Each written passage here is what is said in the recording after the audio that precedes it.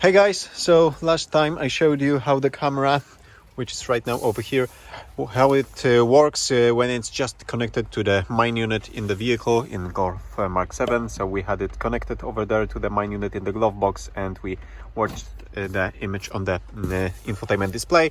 And today I have this, and this is the wiring kit needed to install this in this vehicle. We have some connectors over here. We are not going to use this one. This is a connector for the infotainment unit. If you don't have the blue connector already in your vehicle, we are going to use this one. This is for the original trunk release cables, I believe. And this is the wiring. CAN bus, camera connection, mechanism connection, and camera signal over here, and so on. Okay, so I'm going to disassemble parts of the interior over here, and we are going to prepare the wiring. Hopefully this will be long enough for my Golf MK7 estate. We are one step closer, so I've removed 4 elements. First of all, this piece of trim, which is held by 4 clips, I believe. Just pry it by reaching from the glass side. Then those 2 side covers, start over here with a prying tool, and once this is free, you can just bend it like so and slide it downwards.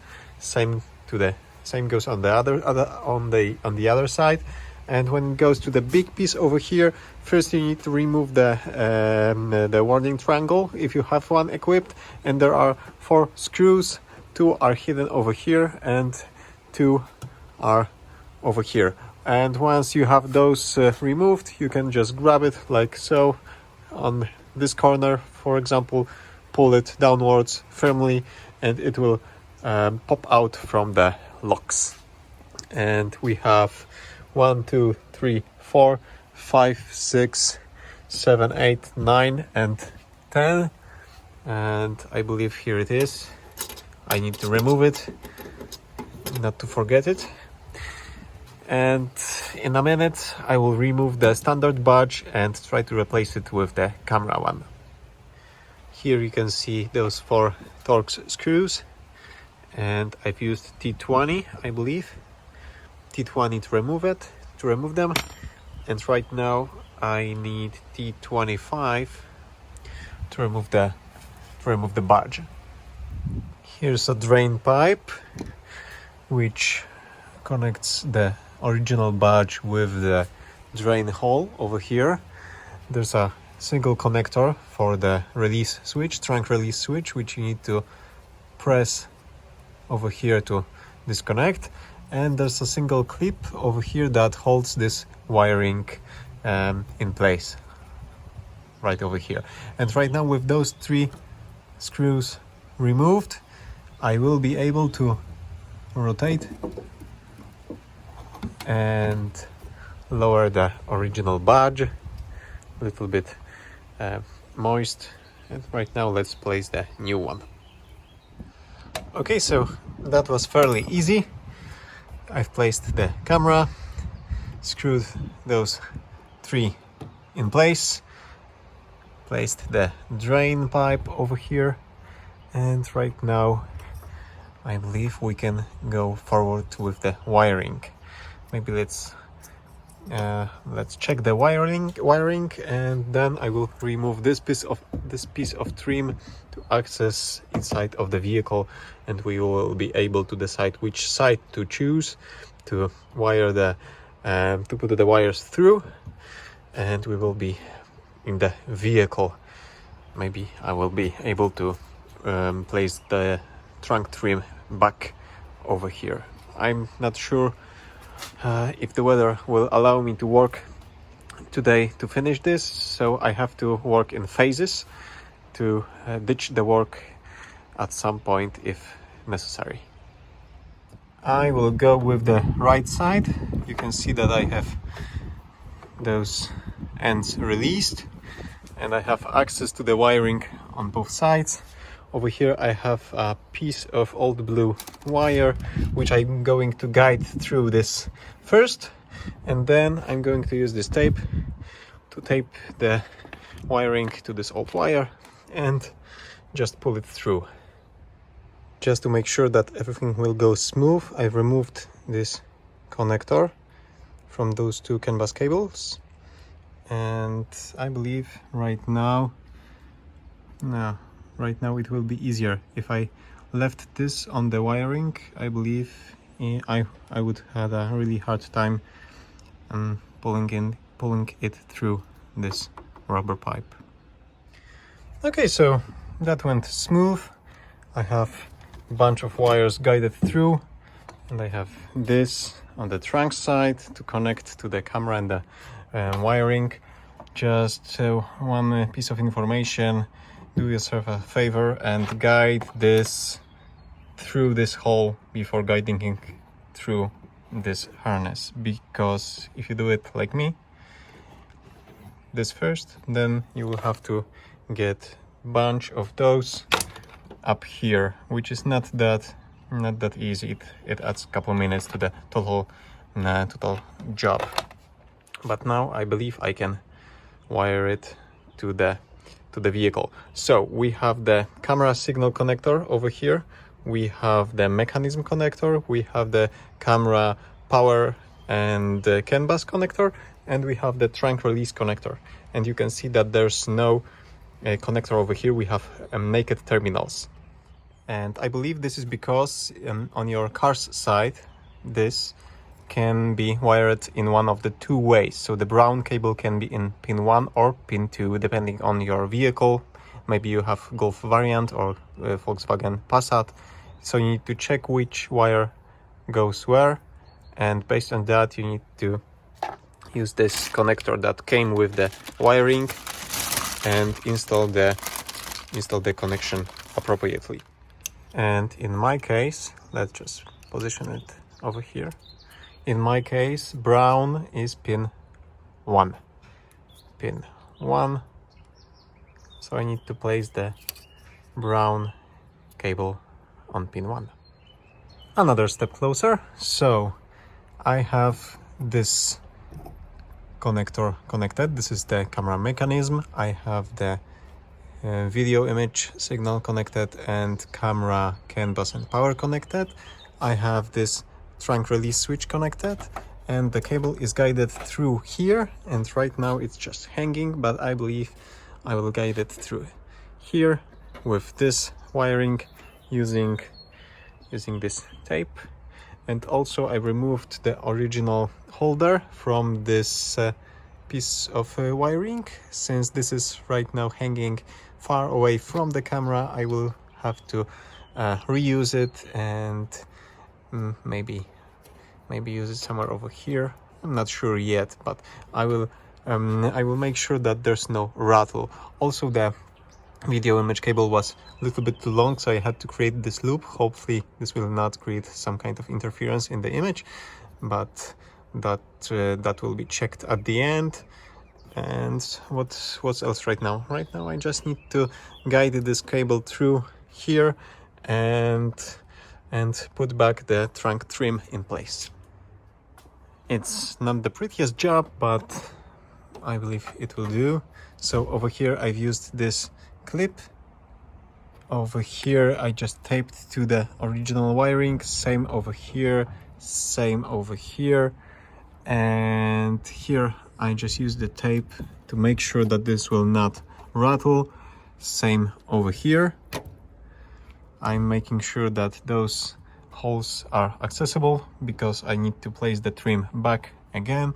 And right now I can pull the wire and make sure that there's no loose connection over here. There's no excess of the wiring harness, and all that's left over here will be enough to access the infotainment system and the fuse box over here. Slight change of plans. So instead of going through here, I went back and went down here instead. So here's the cable, there's the wiring harness for the rear light, so I believe this should be easier. I should be able to get to the edge over here quicker and easier than going through here, especially with such a thick wire.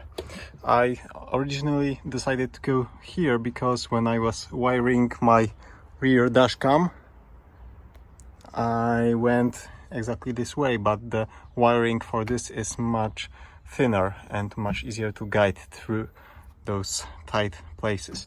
So right now I'm here, and I believe this is it for today. Of course, I removed, let me just step out from the booth. I removed almost everything that I could over here.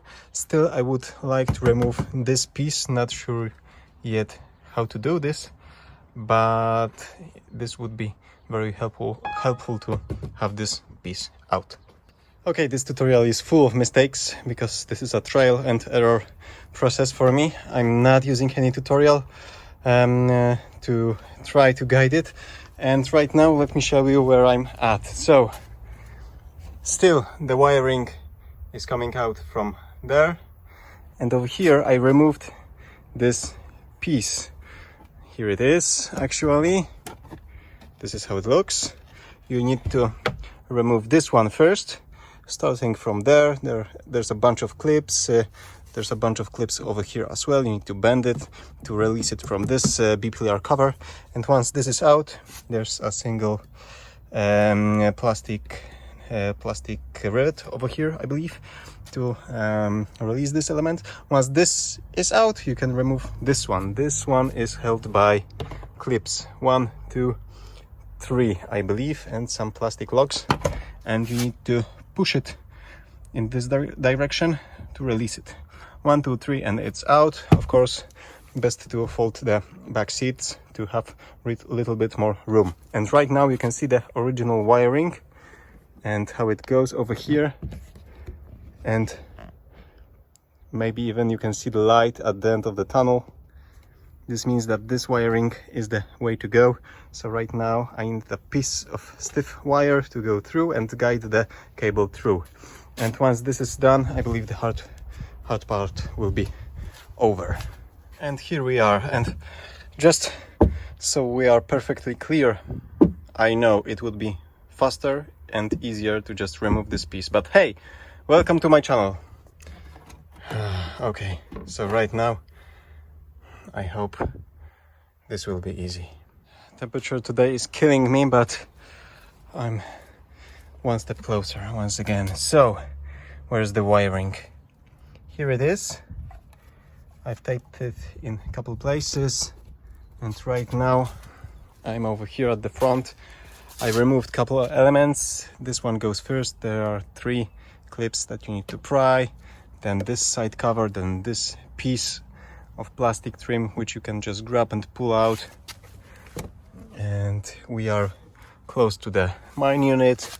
Here's the wiring currently, so I'm going to tape it in couple more places just to make sure it will not move around, and we will going to connect it to the mine unit. So now I'm going to remove the mine unit like so. This should allow me to access the quad lock connector at the end of the unit. Here it is. Here's the quad lock connector, so we will guide the wires through. We need to guide the CAN bus connection and the video feed and connect this, and the other part, this one goes to the fuse holder on the other side of the vehicle, so that will be interesting. Okay, so I got 2 of those passed through. You can see it's coming in over there. I removed this holder just to show you better what's going on over here.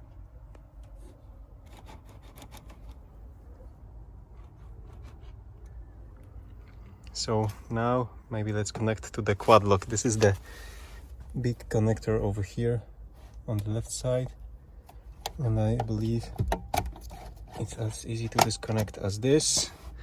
And we need to add the camera feed to the blue connector and CAN bus to the green, but not sure to which pins. I will check it.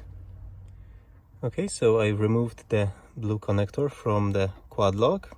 There's a lock over here which you need to bend upwards to slide out this connector, and right now on both sides you need to release this. I've used something like this to do this. Just place it over here and gently push it through and it will unlock. And right now we need to add the camera signal, and signal goes to pin 6, which I believe is this one closest to me, and shield to pin 12, this one. So let's do it. And the same goes for the gray connector with CAN bus. We have CAN bus connection over here, pin 6 and pin 12 over here. 6 is orange purple and 12 is orange brown. And we have this. We need to replace those two with those two and connect the original wiring here. So we need to split the original CAN bus line, and instead going straight to the unit, it needs to go both to the unit and to the camera. Okay, and this is how it looks when it's done. We have our additional wiring connected to the quad lock. We have the original wiring going to this connector, and this splitter will split the signal to the main unit and to the camera. And again, I'm sorry that I'm not showing you the exact process, but I'm working alone. I don't have cameraman with me, so it's difficult enough to just make this retrofit, and I hope that those parts that I'm showing you will be helpful to some of you. Okay, so right now I can place the main unit back and maybe tap into power before going into the fuse box over there, because this will take some time. Just tap in the power and check if everything works so far. So I tapped into power over here, and as you know from the first video, I have the coding done over here, which I'm going to still review in another part of this tutorial. So let's check. First of all, the infotainment works. I have my ignition turned on. Infotainment works. So I didn't break the unit. So right now let's put it to reverse. And we have camera image, so the connection is correct.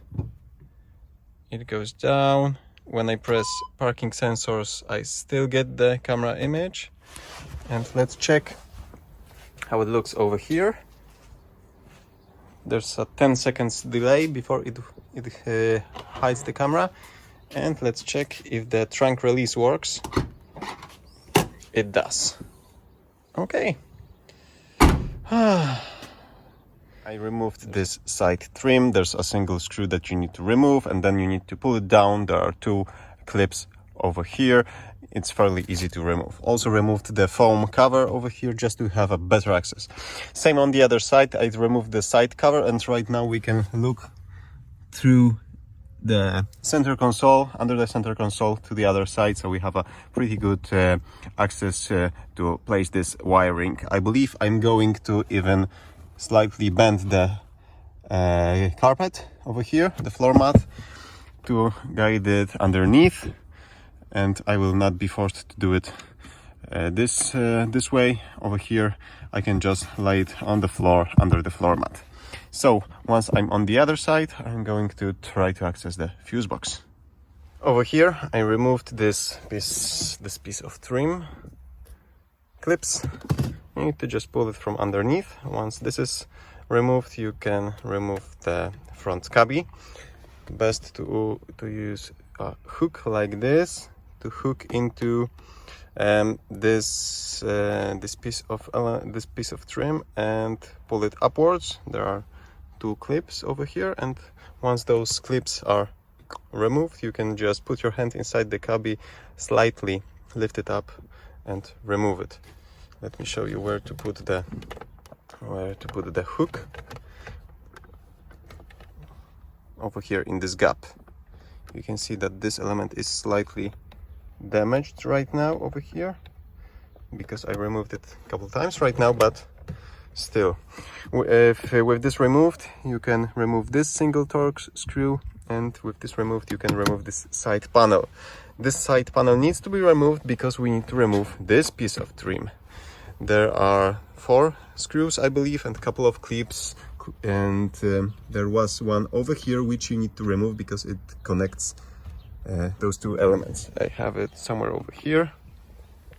This clip is originally here to hold the side cover, but as I said, it was placed over here in this hole or in this hole, and it connected this element to this, so it needs to be removed as well. So right now, let me remove this. I hope I will be able to do this. And the fuse box is over here, but we need to access it from behind to add wiring. We are pretty close to the fuse box right now.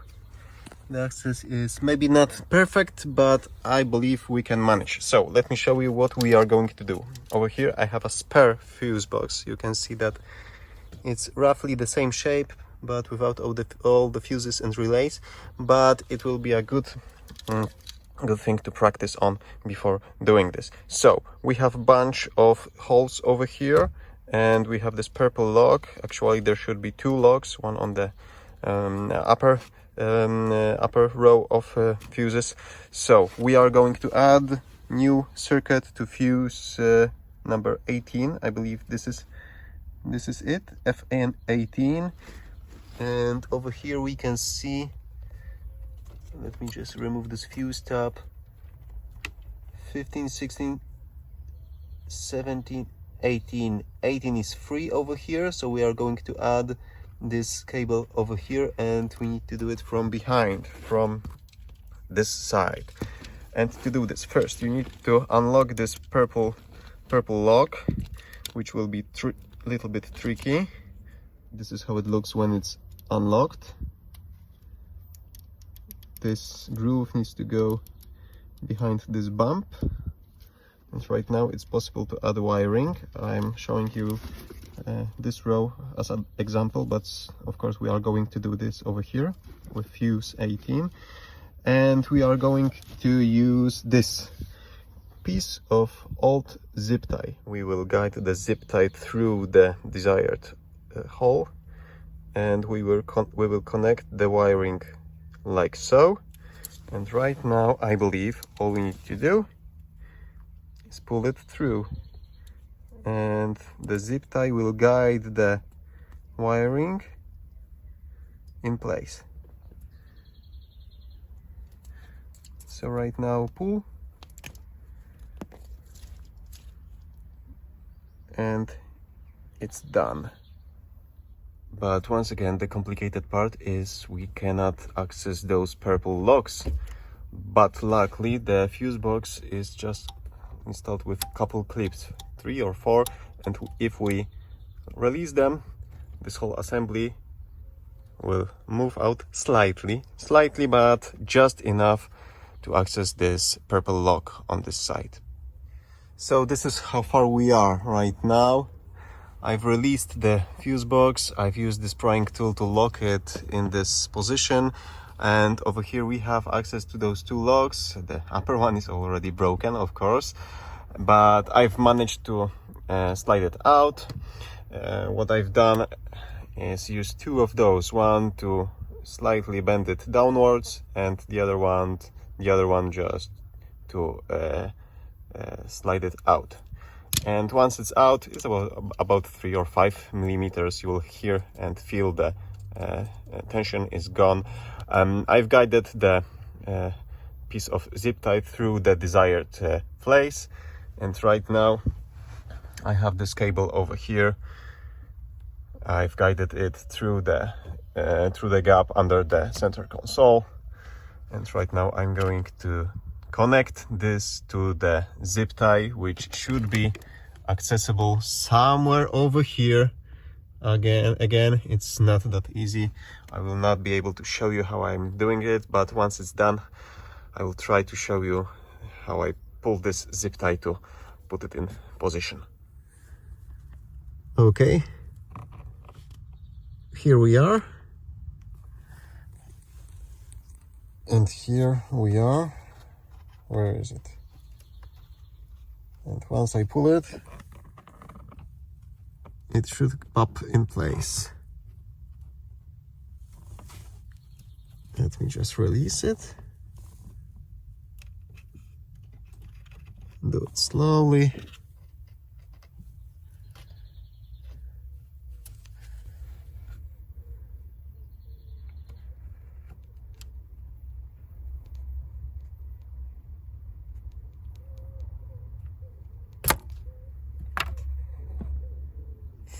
Maybe this time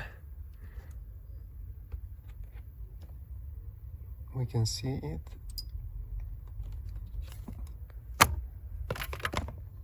It's here. Oh, finally. Now let's lock it. Release it. Push it in place. There's 1,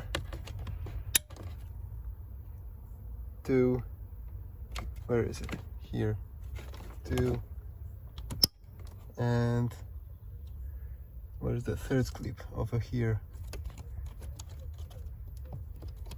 This one is already locked. Okay, so now let's install fuse. I will check which fuse is needed over here, and I believe we can try to assemble this whole thing back together. Couple more information for you. Use vacuum cleaner and clean your vehicle, because you are going to spend a lot of time over here, and disconnect the battery before going to the fuse box over there, just to make sure you are not short something and damage the vehicle. 7.5. So let's put it in position. And just to put this whole job into perspective, this is what we are dealing with when it comes to removing trim. So we have a bunch of stuff from the trunk, from the side of the vehicle, from the front of the vehicle, and this does not include the trim that I've already put back on the trunk door. So it's fairly easy to remove all of those elements, but it will be a little bit tricky to put them back in place, because I need to do it in correct order, and I need to make sure that it will not create some kind of weird noise and rattle while driving if I put them in the wrong spots or forget about a clip or two. Okay, so let's do it. I will put it back, and I will see you soon in part 3, where I will review the coding of the unit. We will go step by step with OBD11, but this tutorial will also be useful for you if you are using VCDS or something else. Okay, so that's it for part 2. Thank you for watching. Give me a thumbs up if you liked this, and subscribe for the part 3.